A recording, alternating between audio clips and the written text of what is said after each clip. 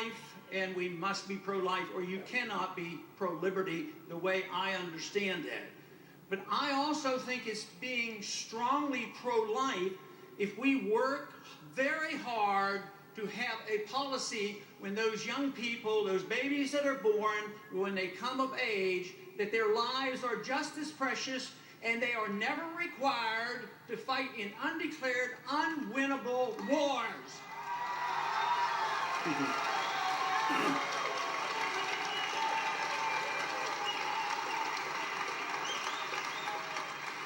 I find it very difficult to protect liberty if you don't truly understand what the Patriot Act is all about. I understand I was in Washington with the great concern on the day after or the day of 9/11. But the Patriot Act is an attack on our liberties in the Fourth Amendment. It does not solve the problems that we face. We cannot protect liberty by taking liberty away from the American people.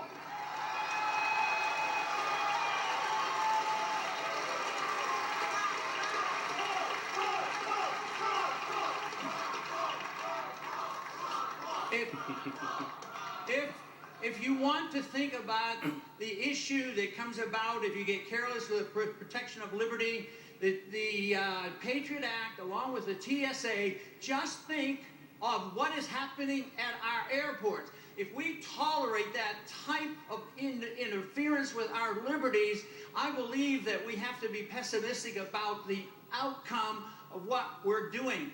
But you cannot repeal the Fourth Amendment in order to say, yes, we can give up a little bit of our freedoms to be safe. You never have to give up liberties to be safe.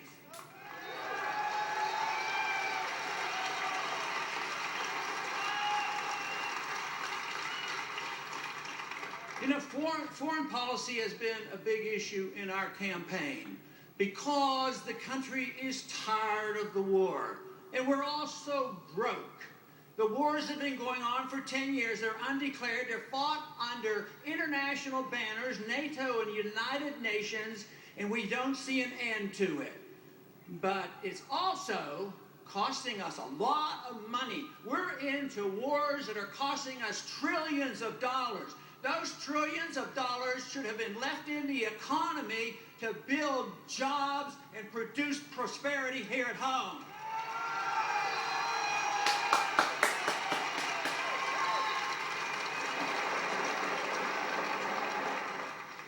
One other symbolism of a failed foreign policy is what we did in Iraq. We went into Iraq. We were supposed to go into Iraq to get the Al-Qaeda. There was no Al-Qaeda. We went in there to get weapons of mass destruction. There were no weapons of mass destruction. Today, 1/2 of the Christians have been run out of Iraq. We have not done a good job.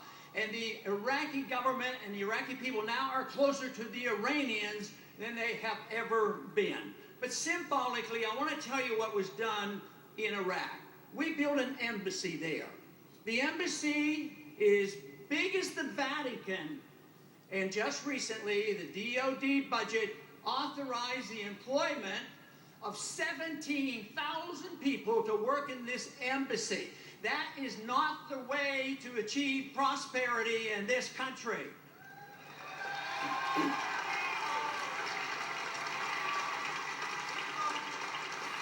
But there is a lot that we must do to promote growth in this country. But you have to know why we have problems in this country. Why do we have boom periods and bust periods? It is related to something very, very important if you want to understand economics and you want prosperity. You have to understand the monetary policy. You have to understand the mischief of the Federal Reserve System, and we have to change it.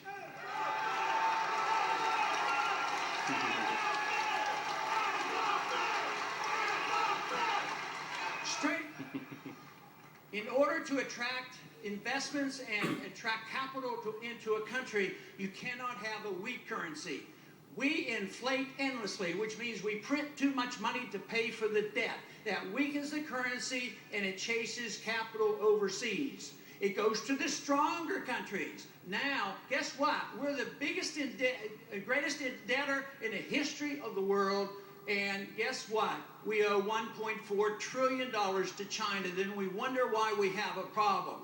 You have to have a strong currency. There's nothing wrong with us reinstituting the Constitution because it's still on the books that only gold and silver can be legal tender.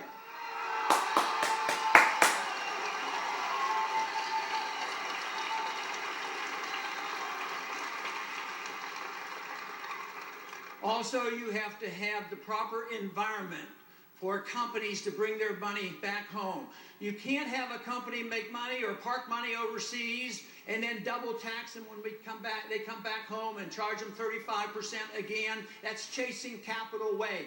That has to be changed. And it would be a good idea for us to give serious consideration to get rid of all this income tax and corporate taxation.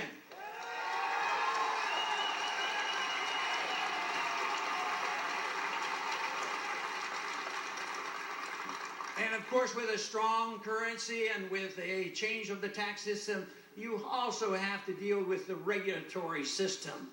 We have to shrink the size of the Federal Register, not constantly expanding the size of the Federal Register. We need a lot less regulations, not more regulations.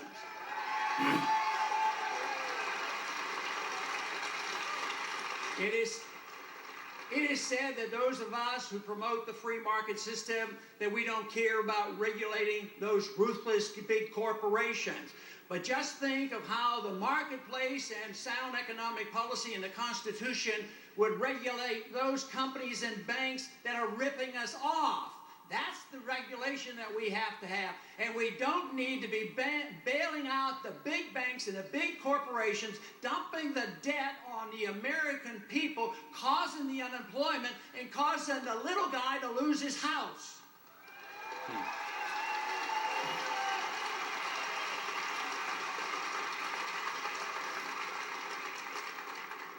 The problems are very large. They're very difficult. The solution is not complicated if you understand how we got into this mess. Basically, we got into this mess because we have lost respect for our law of the land, the Constitution, and we have lost our enthusiasm for freedom, that we ourselves can take better care of ourselves and to take better care of our money and our lives and our children's education. The whole works is done much better without the federal government down on our backs and in our wallets. It's time we restored freedom to America.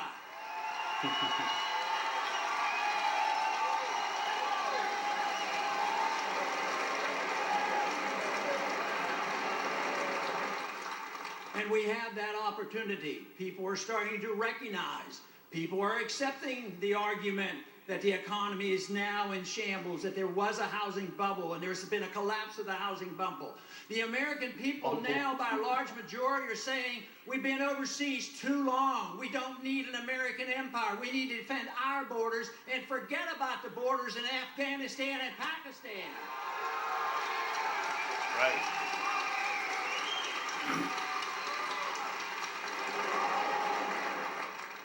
It's time to bring the troops home.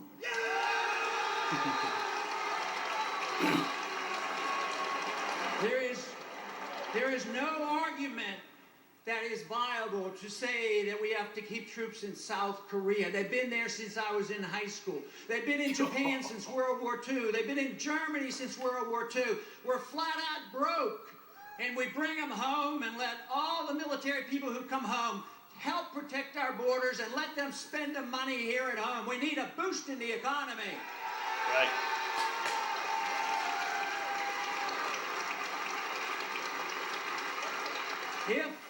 If we got into this trouble by a lack of loyalty to our rule of law and our Constitution, it is not all that difficult. All we have to do is restore the belief in freedom, restore the belief in what made America great, restore our conviction that the Constitution works. It would take a while, but it might only take a year. We're into the 4th year now of this recession. Yes, we got in this trouble by not having respect for the Constitution. We can get out of this trouble by respecting the rule of law and sending only people to Washington who know and understand and will obey the Constitution. Right. Thank you Ron very Paul. much.